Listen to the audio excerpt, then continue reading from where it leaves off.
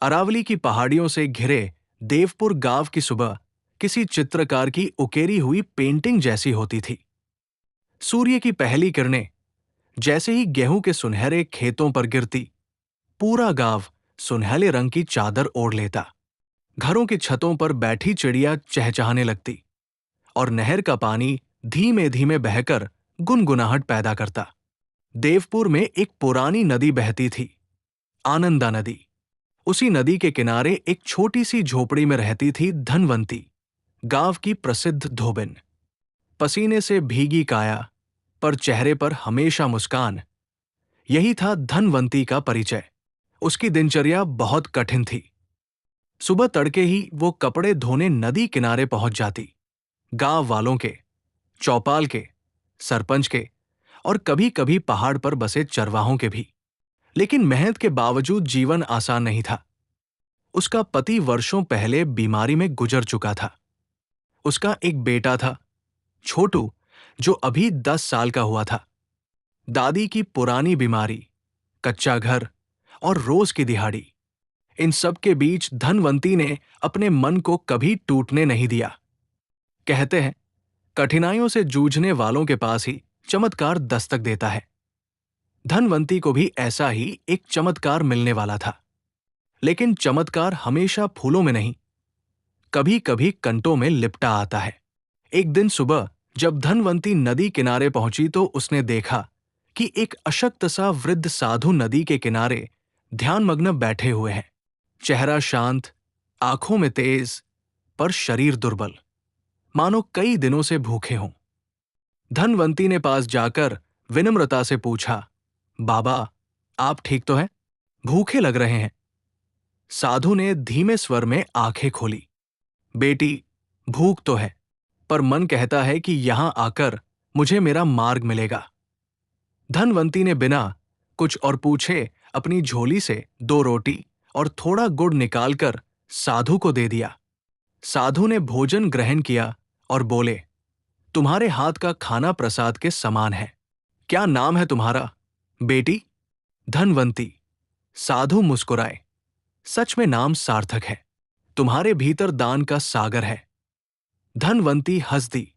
बाबा, मेरे पास देने को क्या है? खुद ही मुश्किल से चल रहा है। साधु ने कहा, दान संपत्ति से नहीं, हृदय से होता है।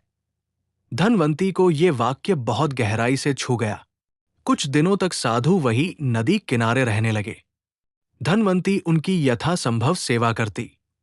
कभी उन्हें रोटी पकाकर दे देती, कभी नदी का पानी भर देती। लेकिन गांव वालों को यह अच्छा नहीं लगा। सरपंच की बहू ताना मारती, धोबिन तो बड़ी भक्ति दिखा रही है साधु के लिए। कुछ लोग कानाफूसी करते, कहीं धोबिन को किसी चमत्कार की उम्मीद तो नहीं, क्या पता साधु बनकर कोई ठग घूम रहा हो। धनवंती सब सुनती, पर चुप रहती। एक दिन छोटे ने पूछा, अम्मा, लोग आपको क्यों चिढ़ाते हैं? धनवंती ने मुस्कुराकर कहा, बेटा, लोग वही चिढ़ाते हैं जो अच्छे काम करता है। बुरे काम पर कौन चिढ़ाता है?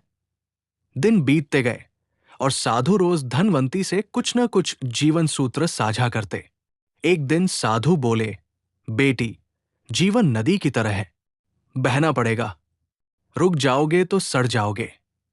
दूसरे दिन बोले, कर्म ही मनुष्य की सबसे बड़ी पूजा है, मंदिर जाने से बड़ा पुण्य किसी को मुस्कान देना है। धनवंती इन बातों को मन में उतारती चली गई। धीरे धीरे उसके भीतर एक नई शक्ति, एक नया विश्वास जन्म लेने लगा। लेकिन जीवन में सुख बिना परीक्षा के नहीं आता। एक रात तेज तूफान आया। धनवंती की कच्ची झोपड़ी का आधा हिस्सा ढह गया। दादी की तबीयत बिगड़ गई। छोटू डरकर रोने लगा।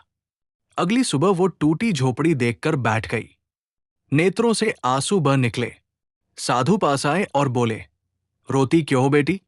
रोने से समस्या हल नहीं होती। धनवंती ने टूटे स्वर में कहा, बाबा, मैं अकेली औरत, कैसे बनाऊं ये घर? मेरे पास तो पैसा भी नहीं। साधु मुस्कुराए। कभी कभी भगवान घर तोड़ते हैं ताकि नया मजबूत घर बना सकें। उनका ये वाक्य धनवंती के भीतर कहीं गहराई तक जाकर बैठ गया। उसने आंसू पोंछे और खुद को संभाला।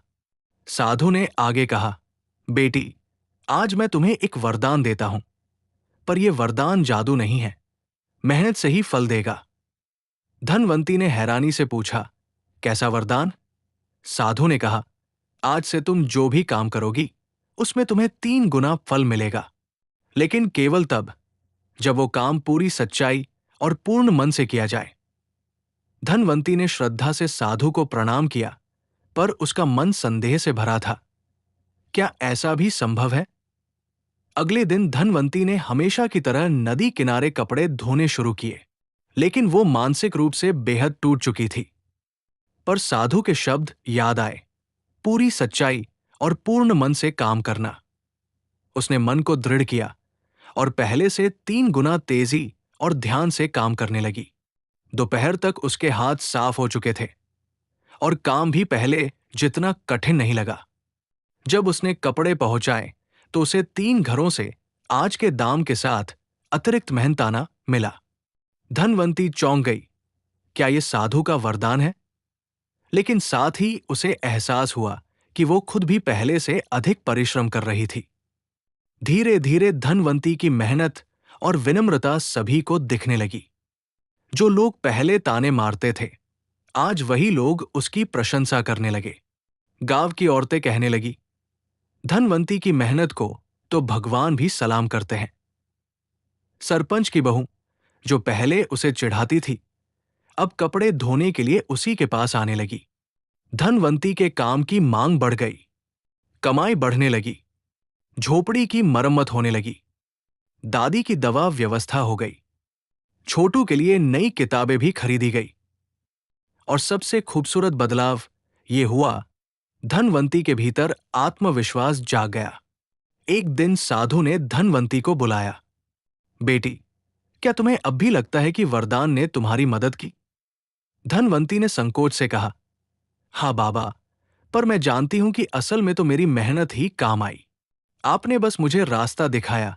साधु प्रसन्न होकर बोले, यही समझ तो जीवन का सार है। मनुष्य खुद अपना उद्धार करता है।